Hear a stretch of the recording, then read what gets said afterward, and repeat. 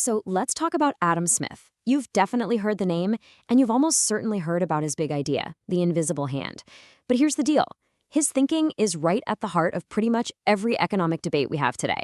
So if you really want to understand the world we live in, you've got to understand him. All right, let's dive in and try to separate the man from the myth. So, was he really the father of capitalism, just this ultimate cheerleader for self-interest? Well, that's kind of the story we're all told, right? But the real Adam Smith was first and foremost a moral philosopher, and his ideas are way more nuanced and honestly a lot more fascinating than that simple caricature. To get a feel for the guy, you gotta know where he came from.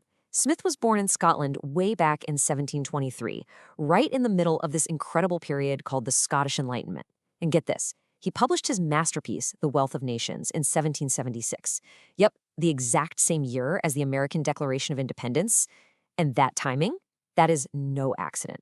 Revolution was in the air, and his work was all about a new way of thinking about liberty, progress, and how we should organize ourselves. All right, so let's tackle the myth head on. This popular image of Smith as somewhat one-dimensional advocate for greed. It's a massive oversimplification. It misses the entire foundation of his work. This is something most people totally miss. Long before he was The Economist, Smith was a professor of moral philosophy. His first huge book wasn't about wealth. It was called The Theory of Moral Sentiments. He was wrestling with these giant questions, like what makes people decent? How does empathy work? What's the glue that holds society together? You have to understand that to understand anything he said later about money or markets. Okay, so keeping that moral background in mind, let's jump into the big one. How did Smith think nations actually get rich? The common wisdom back then was all about hoarding gold, like a dragon sitting on a pile of treasure. But Smith said, nope, you've got it all wrong. For him, it wasn't about what you have, it was about what you can make. It was all about production. And this leads us to his killer idea, the division of labor. He uses this now legendary example of a pin factory. Picture this, one worker trying to do everything from start to finish. That person would be lucky to make even one single pin in a day. But what if you break the job down into simple, specialized tasks?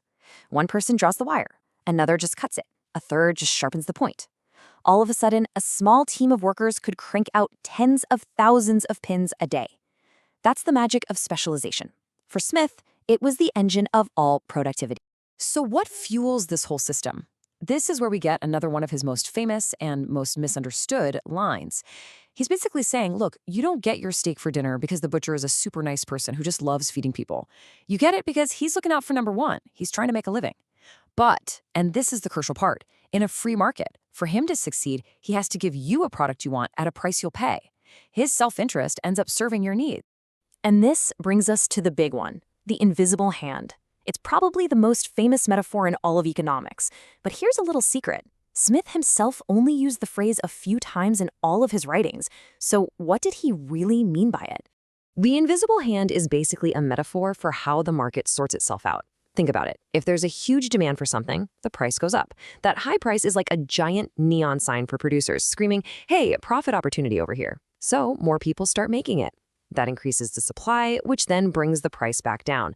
The market coordinates this incredibly complex dance of supply and demand, all without a central planner calling the shots. So if the market is so good at regulating itself, what's the government for? Well, in Smith's view, its role should be pretty limited. This is the whole laissez-faire idea, which just means let it be. He said the state really only has 3 jobs. 1, national defense, protecting the country. 2, a justice system to protect citizens from each other.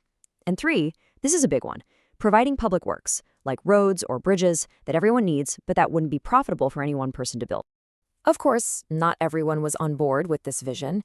In fact, some of the most powerful critiques in economic history were aimed squarely at Smith's ideas, starting with a guy you've probably heard of, Karl Marx.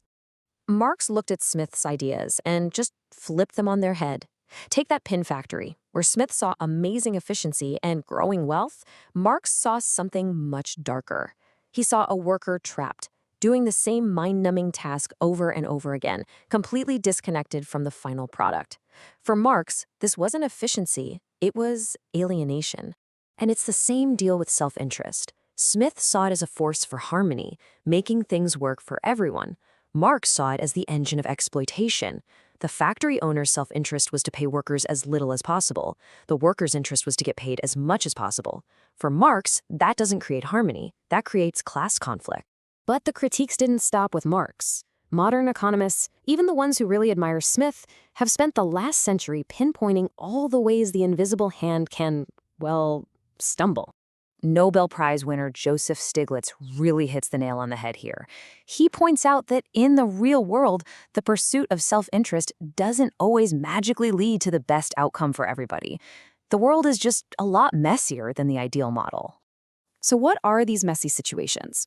Economists call them market failures. Things like monopolies, right? If one company controls everything, there's no competition to keep them honest. Or something called information asymmetry. Sounds fancy, but it's simple. Think of a used car salesman who knows the car is a lemon, but you don't. And then there are externalities, like pollution. A factory might make a product cheaply because it's not paying the real cost of the damage its pollution is doing to the environment. In all these cases, the invisible hand needs a little help. So, after all these critiques, after all this time, where does that leave Adam Smith? Is his work just some dusty old relic? I mean, let's just ask the question directly. The world has changed so much since the 1700s. We have global corporations, incredibly complex financial markets. Do his ideas even apply anymore? And the answer is, while we know the invisible hand isn't some perfect magical force, Smith's core insights are absolutely fundamental. He gave us the basic vocabulary for understanding how markets work. Concepts like supply and demand, productivity, competition, that's all Smith. He basically built the house that all of modern economics lives in, and that includes the very people who criticize him. And that leaves us with the big question, maybe the central economic question of our time. It's not about choosing between a pure free market and a total government takeover. The real debate is about finding the balance. How much can we rely on the invisible hand of the market to guide us? And where and when do we need the visible hand of government to step in and correct its course? That's the conversation Adam Smith started, and it's one we are all still trying to figure out today.